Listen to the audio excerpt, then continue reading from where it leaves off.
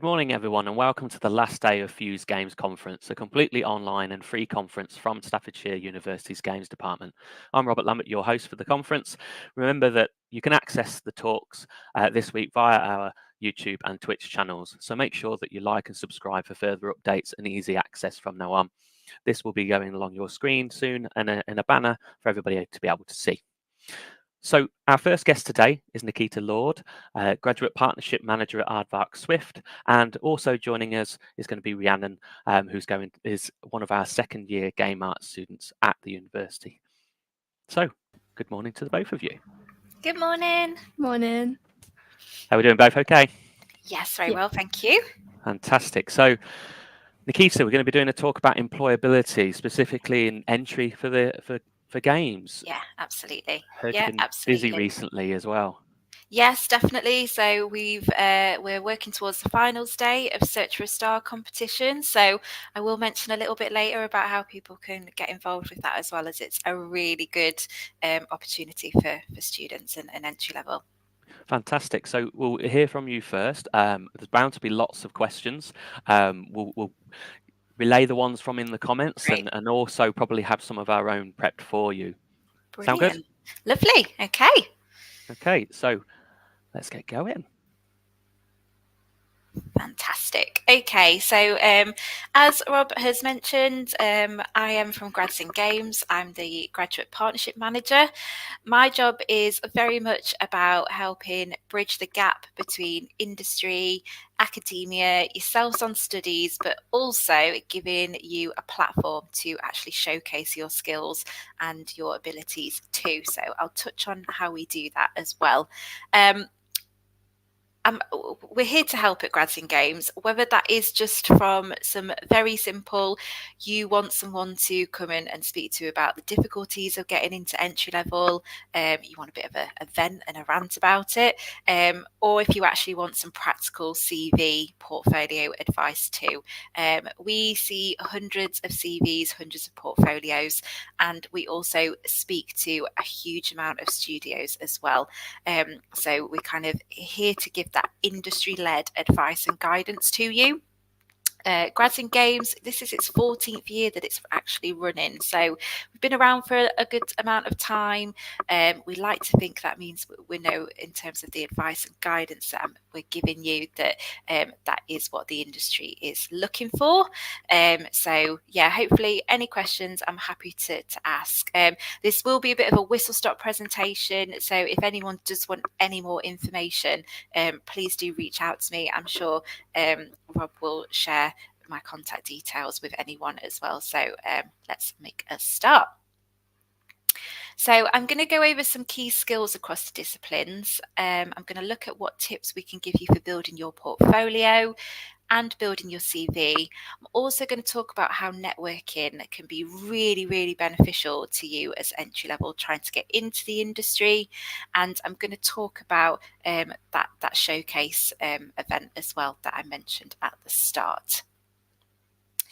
So Grads in Games, I've just touched on, we are industry-led. So that means the content I'm sharing today, the competition, Search for a Star and Rising Star, that's all supported by our wonderful game studio partners. I'm going to highlight them particularly because quite often when we speak with students, a lot of the time you haven't heard of our wonderful partners. So just to kind of run through very quickly, so we've got Red Kite Games, who are a sumo digital studio based in Central Leeds, working on some fantastic projects. Recently worked on Hogwarts Legacy. They've recently announced another big project that they are working on. D3T and Coconut Lizard, they are a keyword studio based in Runcorn and also I believe based up in Newcastle, Coconut Lizard, Gateshead Way. Co-Dev Studio, again working on some huge AAA projects, but quite often not many people have heard of D3T and Coconut Lizard.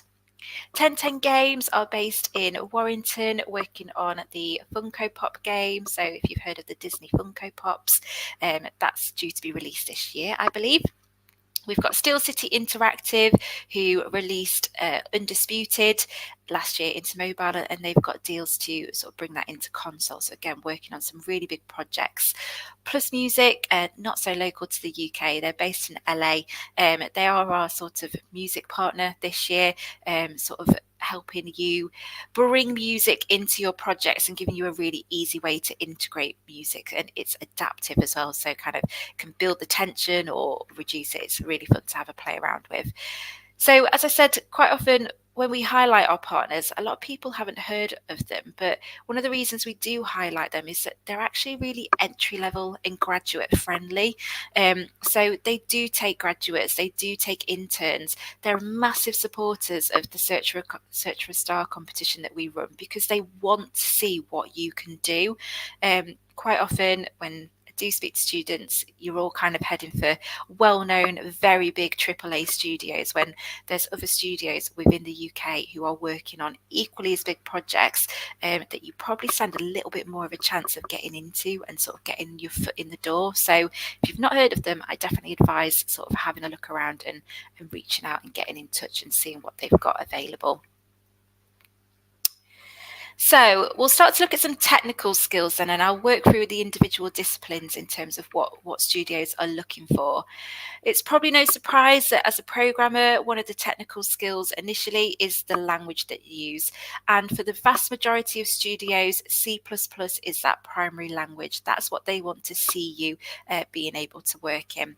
C# close second, and then they're starting to get into your maths. So generally, good code is good maths, and you probably are going to expect to, when you start applying for roles, do a technical test, and your maths is very much going to feature in those technical skills tests, as is probably as well your knowledge around data structures and algorithms and vectors. So don't neglect that when you are sort of working on your skills and developing those technical abilities. Also, don't be too worried necessarily if your course or you haven't started learning C++ yet. A lot of people that we find, particularly those that kind of come through the competition as well, they take it as an opportunity to self-teach and self-learn. So there's plenty of good chances out there for you to do that sort of self-upskilling around languages. So don't be immediately sort of put off by the fact that C++ is that initial primary language. And this is going to come up very often, this last point, game engine experience. So they do want to see your work in an engine and working. So it sounds very obvious, but if you are wanting to work in games, make games, get them working in engine. And as I say, it's not going to be the first time you see that today. Next, we'll look at some technical skills of 3D artists. So as I said, you also need to have some game engine familiarity. So we are listing sort of the two main commercial ones here. So your Unreal, your Unity. You probably will find that they are looking for more Unreal experience, but because quite a lot of studios have their own proprietary engine, they're not expecting you to be sort of familiar with that, of course. So Unreal gives you a really good basis to kind of move into that. Current technical and workflow practices for you artists, they do want to see how you get from sort of concept to finished working in engine piece. So showing your current workflow, but also having a good understanding of workflow practices around a studio too. And those optimization techniques. So does your environment, does your asset, does your character work when you put it into engine? So have you optimized it? It's not going to go in and break the game. It's not going to distort or anything like that. They do want to see it optimized and working. So really key that you are sort of focusing in on that when you're sort of looking at your game engine and getting your assets in. Some of the tools that they're looking for that you've had exposure to, that you are familiar with. What I would just say around tools is that they are not expecting you to be an expert across anything. You are kind of coming to the point where you're starting your journey. Very much you're going to be on a continuous learning path, but they're going to look to see what you've had some familiarity with. And some of those, particularly around sort of Houdini, After Effects, you might have more exposure to if you're looking to do sort of animation or VFX. And then core art theory. So we quite often get feedback from studios that core art theory can get neglected a little bit or get forgotten about. Quite often it's the things that you potentially learnt before you got to university and sort of maybe started on the 3D art path. But thinking about composition, colour, lighting, shadow is still really key, and quite often it's what's going to elevate your pieces as well. So what's going to take sort of maybe an average piece to an excellent piece by really considering how that lighting and shadow potentially impacts. Next up, some technical skills of a designer. So again, game engine familiarity for yourselves and those two sort of main commercial ones. But also we're going to talk about some basic scripting. Now, by no means do you need to be a coder to be a designer. But what we are seeing sort of more so is that because the entry level market is so competitive, it can be great sometimes to add some additional skills alongside sort of your core discipline. So if you are a designer that does know some basic scripting, some, how to use blueprints, Python, C#, even C++, it can really elevate your application and sort of make you stand out and increase those employability skills.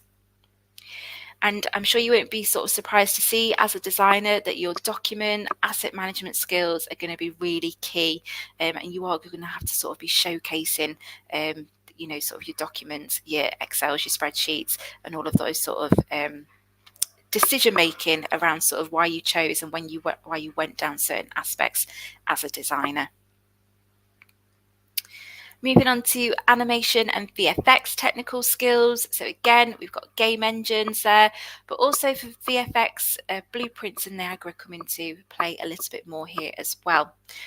So you'll see those main commercial tools again, and as mentioned, you are probably playing around a little bit more with Houdini, Blender, After Effects too. So do kind of get used to sort of using those tools and keep honing your skills within those tools as well.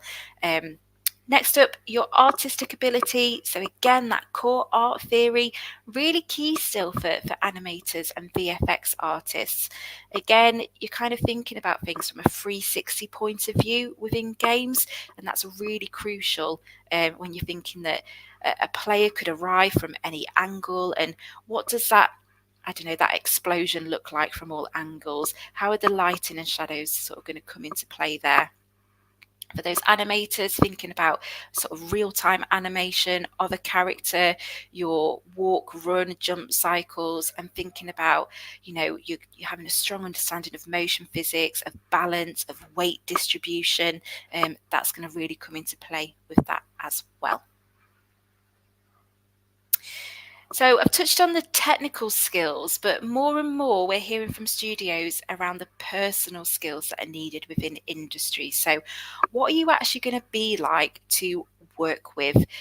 What's that going to fit into in terms of the culture of the studio and what they're trying to sort of, set up as a team? So don't neglect personal skills alongside your technical skills.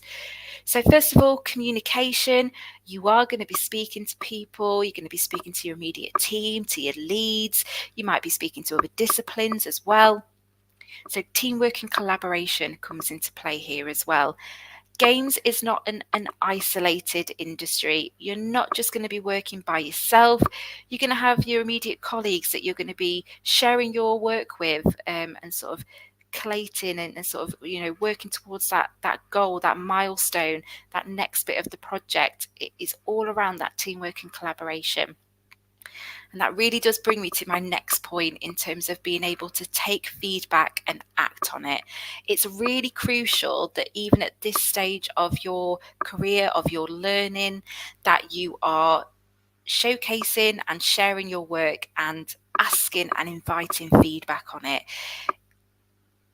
You are entering into a studio where you've got people who are years of experience on you, and it's really important that you take that on board and learn from that. We do get feedback from a lot of studios that quite often students, graduates can take feedback quite personally, so the more you expose yourself to that now, from your peers, from your tutors, perhaps putting your work out publicly, posting it on LinkedIn or a blog and inviting that feedback, it's going to stand you in really good stead. For programmers, your source control management is going to be really key, particularly sort of, again, kind of putting your code into, sort of a structure and a language that people are able to comment on and understand. Your problem solving skills, programmers, you're probably going to be going in as a generalist programmer, reviewing and refactoring sort of existing code, so some strong problem solving skills. Artists, for yourself, adapting to different projects and styles, but to be honest, this goes across the disciplines as well quite regularly. So, sort of being able to be flexible and adapt.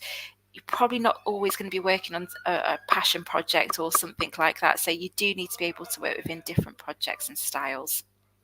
Design, for yourselves, having a really strong understanding of how games work, player psychology, thinking about why you've used a particular colour, why the level has been blocked out in a certain way, and really thinking about that from the player's perspective, and being able to talk about that potentially with your projects, at an interview, with someone in industry. It can really highlight that your passion for games and the personal skills that you would bring into that studio. Okay, so portfolio tips. Now, I know I think you've heard from sort of a couple of other people around entry space, and I imagine they're probably going to sort of cover some of the key stuff. So hopefully we're really hammering home how important your portfolio is, and how really getting the basics right is so crucial. You don't want to be putting up any barriers to anyone looking at your portfolio. So it's really key that your links aren't broken, that your URL is working, as they're just not going to have time to come back to you and say, hey, can you fix that, or can you send us that? Unfortunately, they're probably just going to pass you by. So really important that you continuously are getting the basics right. If you can get a personalized link, it's easy to find, your name, firstnamesurname.com, that's perfect.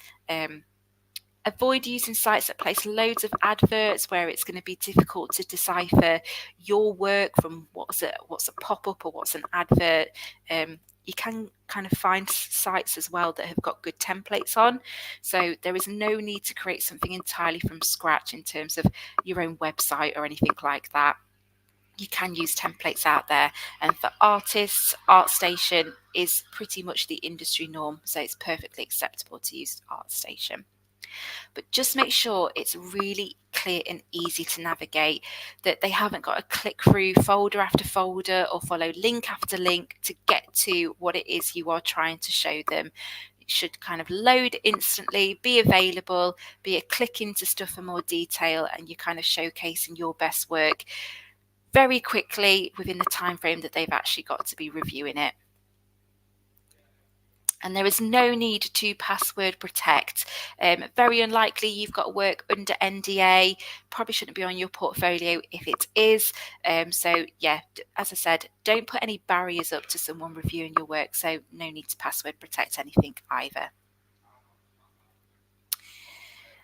And then we look at some more basic tips for yourself. So firstly, quality over quantity. That goes for all disciplines, but particularly artists, where you're kind of wanting to show all of your work and potentially the progress you've made, so your skills. It is best work only. And we certainly see people get entry-level roles based on 4, 5, 6 really strong pieces. So it's your quality. Why would you want to be showcasing things that you've drastically improved on? So do show your best work only. And as much as possible, you need to be showcasing finished game projects. Work in progress, it can be fine, but it's usually very limited and only where you're really trying to showcase particular skills potentially. So maybe you wanted to showcase some texturing or something like that. But overall, finished projects, what that shows is that you can finish, and that is what studios are looking for. They're not looking for you to take ages on what they've asked you to do. They need finished projects. Completed self-published games, particularly for programmers, designers, that is really what is being looked for. They don't need to be huge games, they don't need to be huge projects, but if they are well thought through and finished and you've published them on itch, perfect. Embedding video playthroughs, images, animated GIFs, particularly for those disciplines where it's maybe not immediately visual. So programmers, designers, actually embedding some visuals within your portfolio is a massive benefit. So it needs to have that visual appeal. You need to make a good first impression. Usually your portfolio first time round, it's potentially landing with a recruiter, HR, talent team, and they've probably been told that they're looking for certain styles, certain pieces of work, certain things that are going to jump out at them before you maybe make it through to a second stage where someone in the development team is having a good deep dive into your code, into your design documentation, into the technical side of what you've produced. So it does need to be visually appealing. And then any sort of content, your descriptions, languages, tools, engines used, make that clear and concise. You can always link externally to a GitHub for coders, to external design documentation, embed it so it can be clicked into a point further down the line, but initially keep it clear and concise. So programmers, just to emphasize that with yourselves, a portfolio is still going to be essential. So code samples, GitHub, it's not enough, I'm afraid. So as we've said, you really do need those visuals supporting your portfolio. And studios are going to be expecting to see examples of game development. So those small, well thought through, published games. Artists, as I mentioned, ArtStation for yourselves, it's the norm, I would say. So there's no need to be creating anything sort of from scratch for yourselves. And again, finished game-ready art that is been working in engine. So your in-engine renders, your full production process. So it's not just that beautifully finished rendered piece. They want to see your thought process. They want to see your rigging, your bakes, low polys, all of that, so they can really see your thought process and how you work as an artist.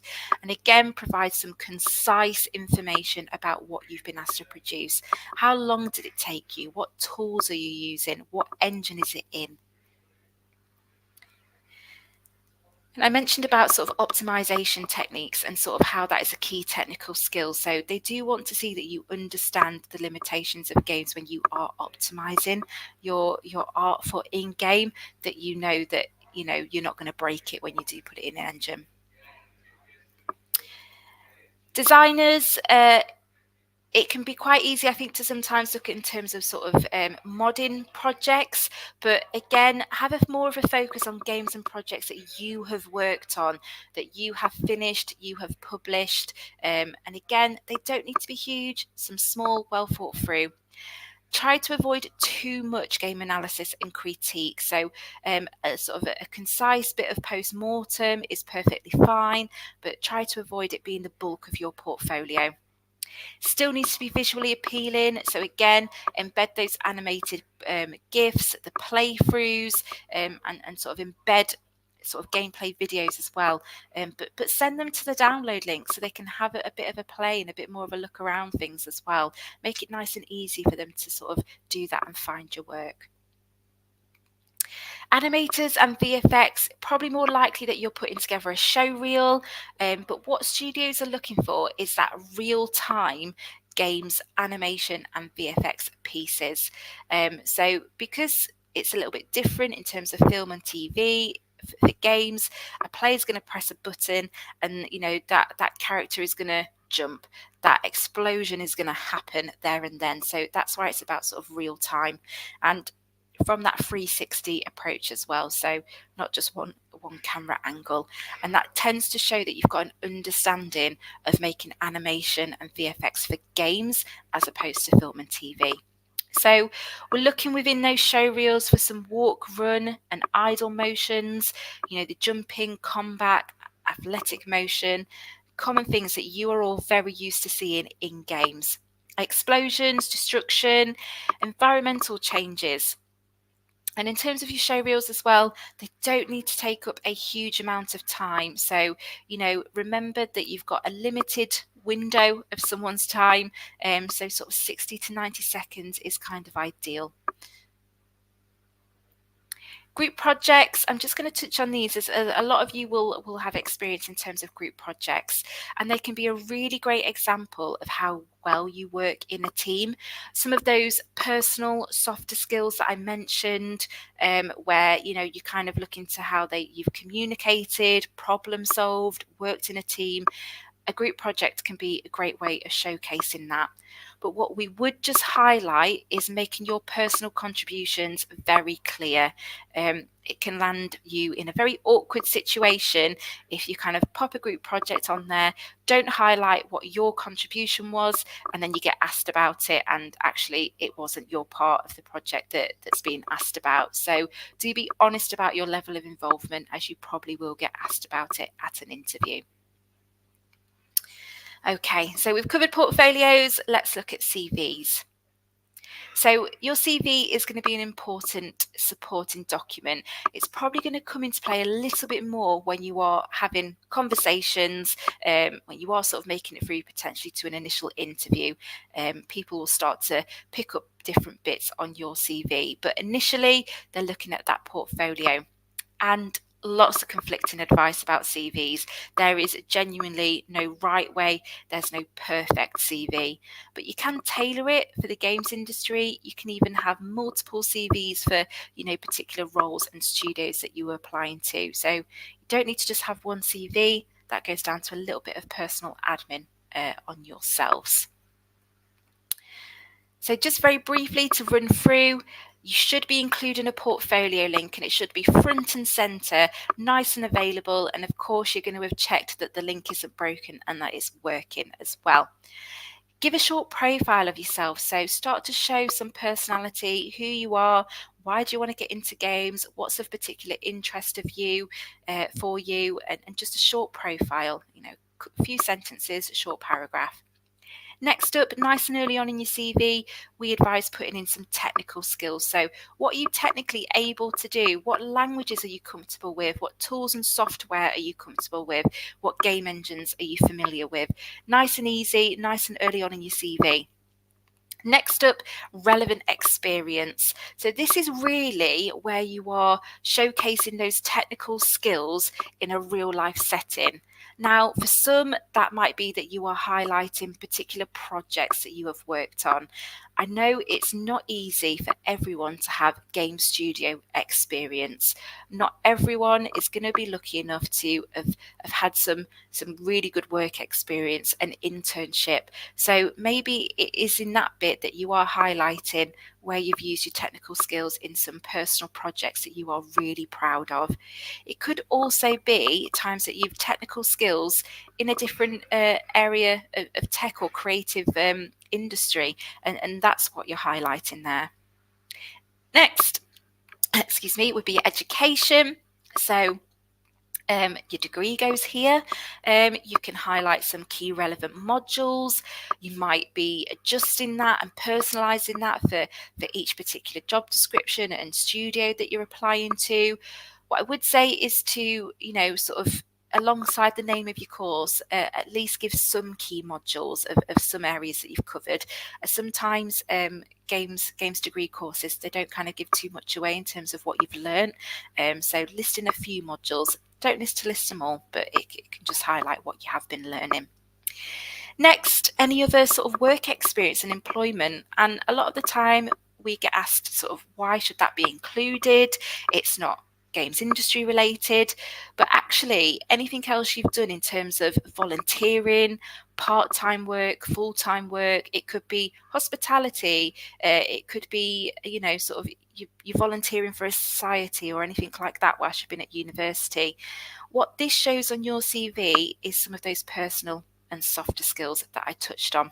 So real times that you have had to work in a team, you've had to communicate, keep yourself organised, problem solve.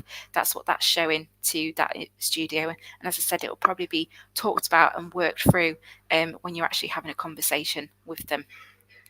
Next are hobbies and interests. And again, this doesn't need to be sort of a huge one-page hobbies and interests section, but we do sort of see here what works really well is you actually talking about your passion for games and why you want to get into the games industry. And what you will see is that people working in games, they're very passionate people. They love what they do, and they want to see that the people coming in to work with them share that enthusiasm and that motivation. So just use that hobbies and interests section to, sort of again, showcase your personality and really share what your motivation for working in games is.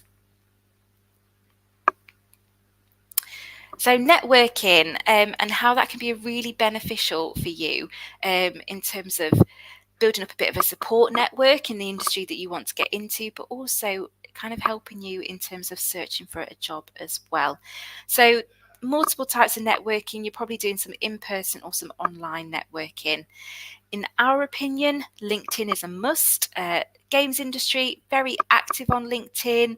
You've got studios that will post their entry-level jobs so you can follow them.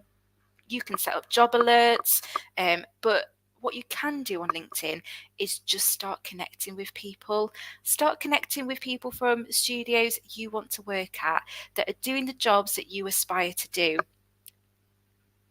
Have a conversation. That we find that quite a lot of devs on LinkedIn are very happy to just have a quick chat, a couple of messages with an enthusiastic, motivated student who just wants to know what their journey was like. Have they got any tips they could share with them? By no means do I mean pester someone who has also got a full-time job and a life outside of that job as well. But, most of the time people will come back to you and sort of be more than happy to answer your questions. LinkedIn, also a really good place to post your work in progress and invite that feedback and ask advice and guidance, as again, you'll find people are very often quite happy to do that. We do also know people who, by consistently posting work in progress, have been able to get themselves known and get jobs and get work out of it. So LinkedIn is a must. But overall, networking, really, make friends, learn stuff from them, ask advice, and just start to build a bit of a community around you, really. Attend physical events if practical, if it's affordable. Do not bankrupt yourself by, sort of going to lots of London events or lots of events, that are taking you hours to travel to or anything like that. Make sure it's practical, affordable. Take a buddy along or meet, sort of a friend there that you can kind of go around with together as well if you're a little bit daunted by those physical events. But just meet and make connections with people working in the industry you want to work in. It is such a valuable tool, networking. You'll probably hear about things, you can keep in touch with people, and just keep sharing and posting your work and really making the most out of a very active game industry network. So one of the things that I do want to talk about in terms of employability is doing things in addition to your university course, your assignments, and that kind of thing. And at Grads in Games, we run Search for a Star, which Staffordshire have historically, sort of as a university, had some great success with, lots of finalists, previous winners.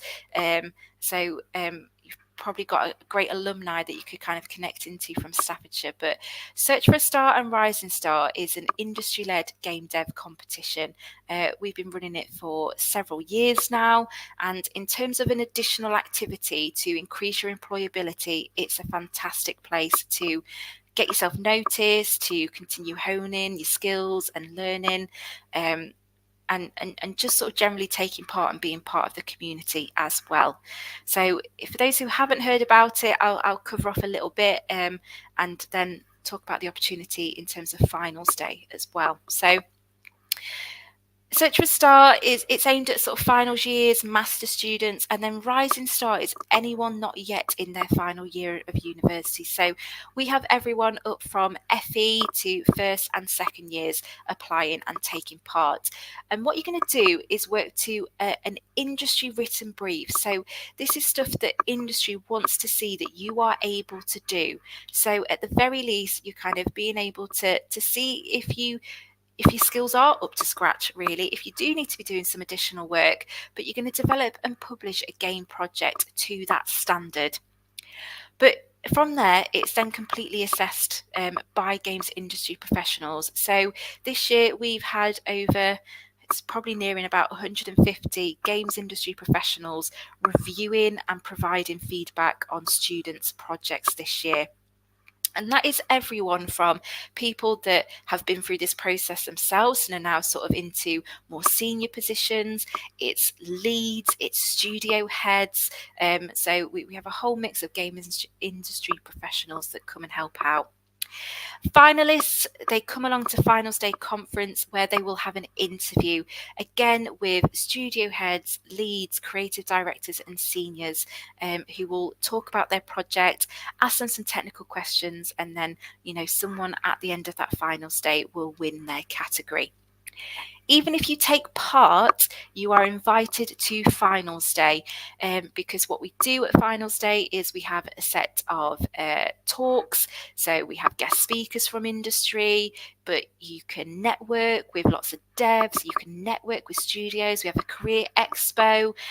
So it's one of those sort of really good student friendly, graduate friendly events where you can come and do some of that networking.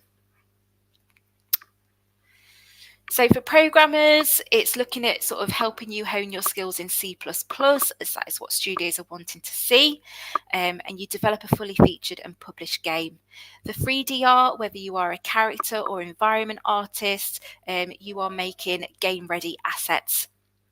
We've got briefs in animation, VFX, so animators, you again are making a game-ready character. VFX, kind of up to you in terms of sort of where you take certain themes that we've given you to give you a scene. And design is actually running for the second year. Fantastic uptake this year, some really fantastic game projects that have come through design. And we are trying to ever grow and sort of bring in new categories as well. But what it does is ask you to focus on whatever you are good at. It's your chance to show off your knowledge, build a really strong portfolio piece, if anything, to an industry written brief. So what happens via Search for a Star is that lots of finalists actually get jobs directly with their interviewers or even people that have been assessing and looking at their work. So lots of people, just by taking part, they open up doors. They have an opportunity to get their name and get their work in front of people that they could potentially be working alongside in a few months' time. So it's a really good way to start that networking, get your name out there and increase that employability for you. So it does get people roles. We'll have a new set of statistics after this year. Lots of big employers on there that you will probably recognise in terms of who keeps an eye on Search for a Star, who keeps an eye on the Rising Star in terms of potential internship opportunities. And yeah, vast majority of people now, even from the early days, they're kind of your leads, your tech directors and things now as well. So it is really supporting people getting jobs and getting them to work in the industry that they want to work in. So pause for some questions in a minute and I'll tell you about finals day, but you can sort of connect with us. We are on LinkedIn with some of those really friendly people on LinkedIn that are there for advice and guidance, so feel free to connect with me or keep an eye on our website and other social pages too. So I will just come back to the main thing, if that's okay, Rob, and stop sharing. Yeah. Brill. Okay, so I'm going to start with the first question. Yes. One that even people that are not students, not graduates, are going to ask or want to know an insight from somebody else's perspective. Yeah. Networking. Yes. We all know it's something that's a little bit difficult. Yes. And especially breaking the ice. Yeah. got any advice of how you can start a conversation with a dev studio individual Yep. for a student, for anybody that wants to talk to them, that isn't sort of too overly cliche or going to get you ignored from the start? Absolutely. So I think in person it is daunting. And if you're not used to kind of going up and sort of introducing yourself to people, I think it is really helpful if you do go along probably with a buddy, someone else, because you kind of have that little bit of security, that little bit of safety in sort of pairs or numbers. But quite honestly, if you see sort of a group of devs having a chat, just kind of going up and just been saying, hi, I'm Nikita. Do you mind if I join in the conversation?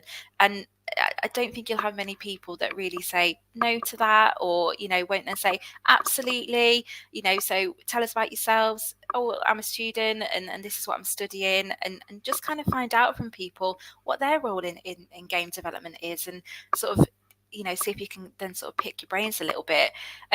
If you are wanting, you know that there's someone that you want to speak to that is attending an event, quite often you'll see that they'll publicise that they're going, they're attending online, sort of maybe they've put it on LinkedIn or something. Drop them a message and just sort of say, hey, I see you going to that event. I'm going along too. Would you mind at some point if, we just kind of grab a drink and have a chat? I'm really interested in, how you got started and made your journey. I aspire to be in your position someday, and just sort of keep it that quite casual. I don't think you need to necessarily go in with some hard hitting questions about, are you hiring right now? What do I need to put on my application? And that, just let that develop quite naturally. But just kind of initially finding out what people do, potentially what they like about their job and things like that, you'll start to get into some natural conversation, I think, really. But yeah, just kind of walking up and saying, hey, do you mind having a quick chat, or can I join in the conversation? I think you'll kind of sort of, start to have some decent conversations with people via that. Are there any low risk opportunities that you've seen in the past where you can, if you aren't necessarily comfortable always doing Yeah. the networking side, which ones are the most low risk, do you think, in terms of maybe a specific event or a specific style of opportunity? Yeah, I think the more kind of regional sort of events are really good for that kind of low risk, because what you've tend to got is it's not a big industry day where people have got specific things that they need out of that day. Quite often the smaller regional events that take place in an evening, where it's just people going along and just meeting their friends and chatting about games and chatting about game dev.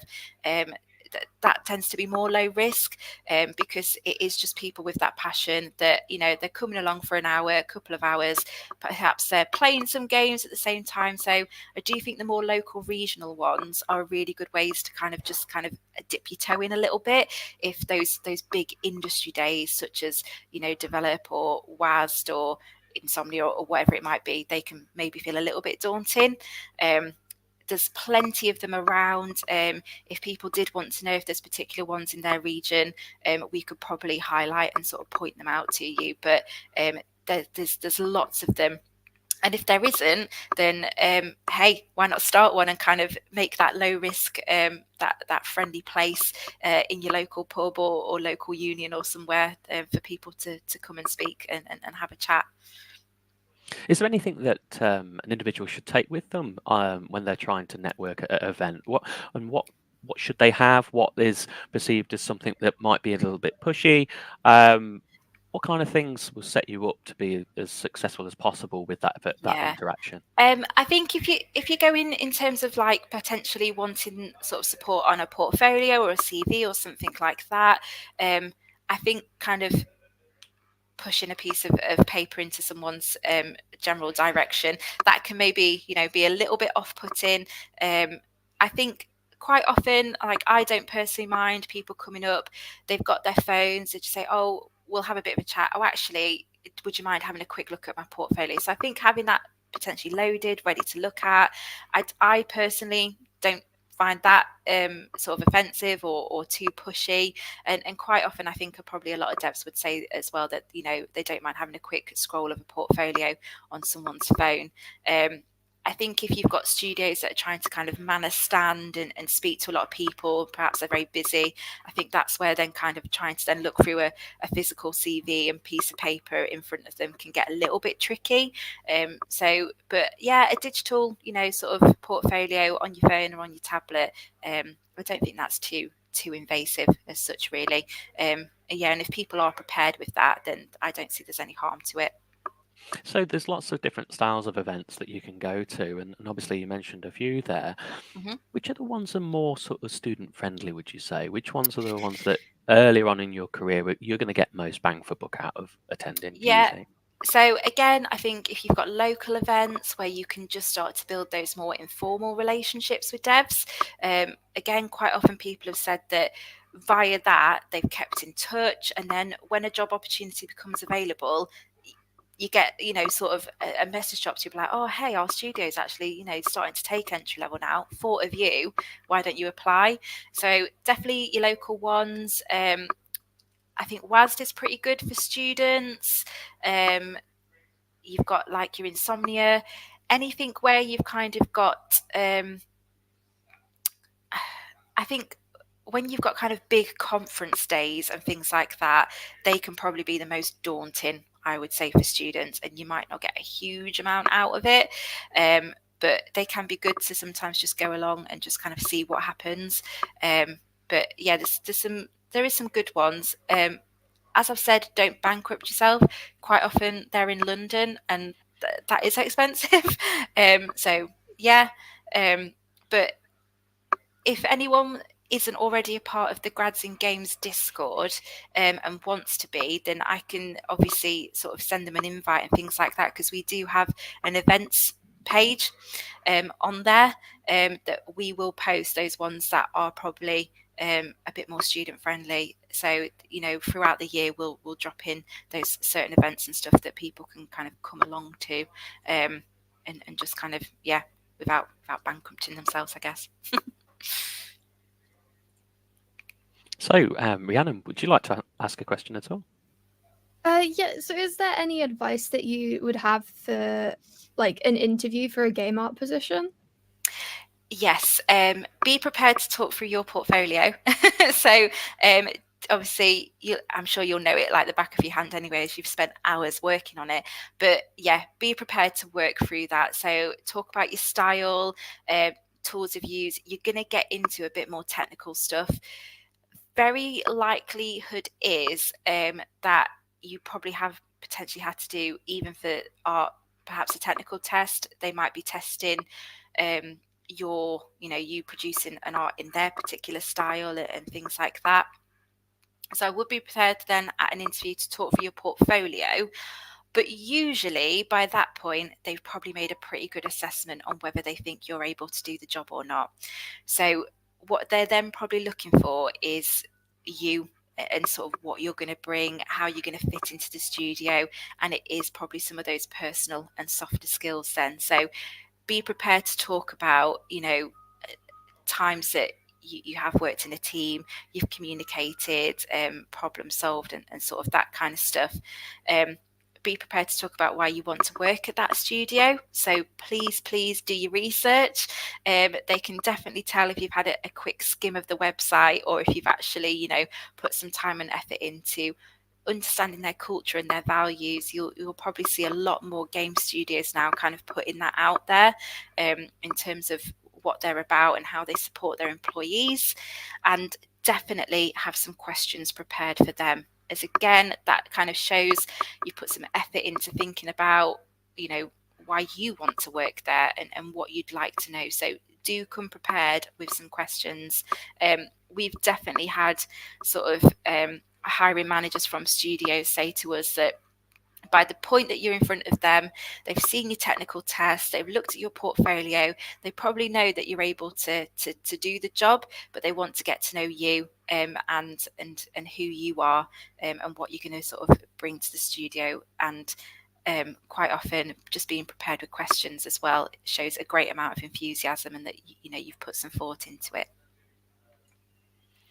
So Nikita, you've obviously seen a lot of portfolio pieces and things like that from conducting these sort of competitions, being involved in the hiring process and things like that. What's the qualities or typical qualities of the best ones that you see? I think it's someone who knows what they want to go into. So, for example, if we've got an artist that you can tell it's an environment art portfolio, they haven't got a mix of perhaps some illustration or concept art or architectural or something like that. It is environment art for games. It's very focused.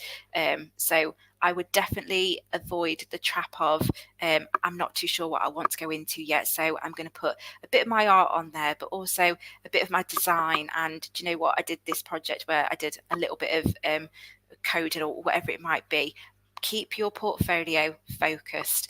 So if you want to be a character artist, showcase your character art and just be, I think it's a little bit easy for artists, but it does need to be visual. It does need to show gameplay footage and things like that. So be concise and tell people I built this in C++, or this is working in Unreal. On my longer presentation, I've got examples to show, but it absorbs a lot of time when that. So if anyone does want to see examples of good portfolios across the different disciplines, then you get in touch with Grads in Games and we'd be more than happy to kind of point you in the direction of some really great examples. I think it can be really hard when you initially start your portfolio, if you kind of start in that process now of that blank page, that where do I start? And I do think potentially, having some examples of, okay, it gives you some ideas of what to go for really, but do keep it focused, absolutely, in terms of what your portfolio is showcasing. So we talk a lot about sort of character artist, environment artist, different specialisms, and typically most of the time we're talking about AAA games or AA. What if we want to work in indie? Does our portfolio alter between if we're working for something that's AAA to somewhere in indie? Not necessarily, but I think what people probably need to take into account when you are sort of going to work with an indie is that it's probably one of the occasions where you might wear a couple of hats, because teams are smaller, so you might sort of be doing a couple of things. And to be honest, there is absolutely no harm to that. It gives you some real good exposure to different stuff. So I wouldn't necessarily think so. If you are going to, but again, make sure you do your research and sort of try and connect and have conversations with people in terms of that.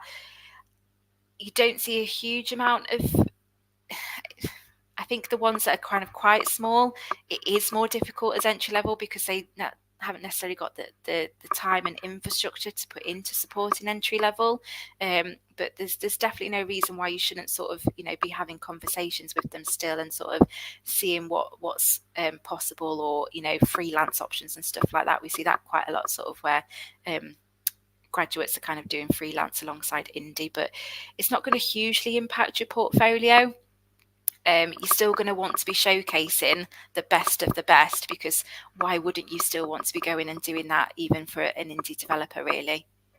So Nikita, if we get into a position where we've gone through the interviews, we've showed the portfolio, we're being offered a contract, it may be the first time we've ever even seen a contract. Yeah. What should we be looking out for, and what should we be wary of? Okay, so first of all, it's really important that you know what your worth is. So it does vary, just due to kind of cost of living and stuff like that in different parts of the country, but don't accept a lowball offer, because if that's going to, then we really need to know sort of your market worth, even as an entry level. So we would probably tend to see most people starting maybe between sort of 23 up to even potentially sort of 30 in some sort of places for to cover cost of living. So do make sure that you know what your market worth is as such, really. Contracts can look very scary, and I think it's very easy to be like, oh, well, they're a professional, this will have been through a HR and a legal team, but do read them. If you are struggling to understand what various points mean, we're here at Grads in Games to help with stuff like that. We know what your market worth is. We know what you should be looking out for in terms of contracts and your working hours. Looking at things in terms of overtime and working time and things like that. So if you did want someone to look over it, then yeah, give us a shout and we'd be more than happy to kind of support you with that. Just don't feel rushed into any decision making either. Sort of absolutely fantastic if you've had that offer, but don't feel that because it is competitive and hard to get into that you have to do that immediate. Yes, absolutely. Do obviously thank people, and that, but give yourself a little bit of time, whether that's a couple of days, just to read through and have a look before you kind of go back with the name on the dotted line type thing. If you're relocating and things like that, don't be afraid to ask about support with relocation. Quite often studios can give you a little bit of helping hand, even if it's just initially to, support you getting a deposit down or something like that.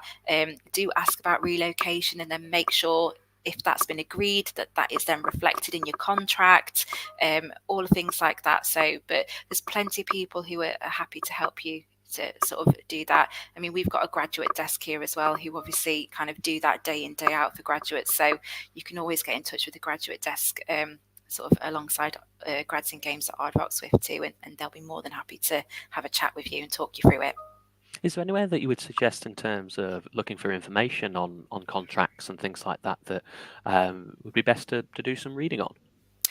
Generally, you can't go wrong with government website. They will give you that kind of lowdown in terms of what's acceptable in employment law and things like that. So if in doubt, it's a really good place to start. You should as well, I know you do it at Staffordshire, have a really good career service as well, who again will probably be really clued up on stuff like this and able to help you out. So make use of your career service, absolutely. They'll have helped lots of people into jobs and roles and have done it themselves. So remember, people, we've looked over contracts too. So yeah, make use of your career service as well, definitely. So we've talked about relocation as well as a possibility. Obviously, you've got to cast your net out quite wide. So with relocation, what kind of areas of the country tend to take on more juniors than others, do you find?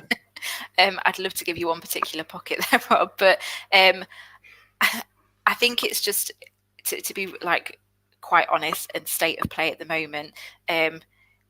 Most studios are wanting people back in the office, back in the studio, if not full-time, part-time. So you need to think about a commutable distance. You do have really good sort of pockets of studios around the UK. So, thinking of Guildford or, up to the north in terms of sort of Scotland around sort of Abertay and Dundee area, kind of like really good pockets. Your Northwest has got a lot more studios than I think people properly realise across sort of Liverpool, Manchester, but there's pockets all over really. But you probably do need to get used to and kind of, be happy relocating, I think. The days of, I think, just purely remote, staying where you are, they're going. Unfortunately, so give yourselves the best opportunity by kind of being open to the different opportunities in terms of relocation, even heading for sunnier climes as well. So we know some really sort of grad entry level friendly studios that also have got a nice warm sunny beach attached to them as well, so that will quite happily support with some bit of relocation and stuff like that for the right person. So cashing it as far as you want, really, in terms of that. Don't sort of be too restrictive. And I do know that obviously sometimes people, it's not that easy. They have got dependents and things like that, but it can really open up a lot more opportunities if you are open to that relocation. But yeah, there's a really good map on Uki where you can find all of the game studios in the UK. So if you are wondering about particular pockets, then I definitely recommend going and having a look at that map and sort of seeing what's available and what your potential and possibilities are. So, competitions, Search for a Star, Yeah. coming to a close. It is. And you're looking to perhaps mention who the finalists, the final winners are soon. Yeah. How So do we get involved next year as well? yes. And Yeah. what does the end of the competition look like? Yes, absolutely. So, yes, we are just in the process of contacting finalists and everybody that entered. So, we'll have some celebratory news very soon.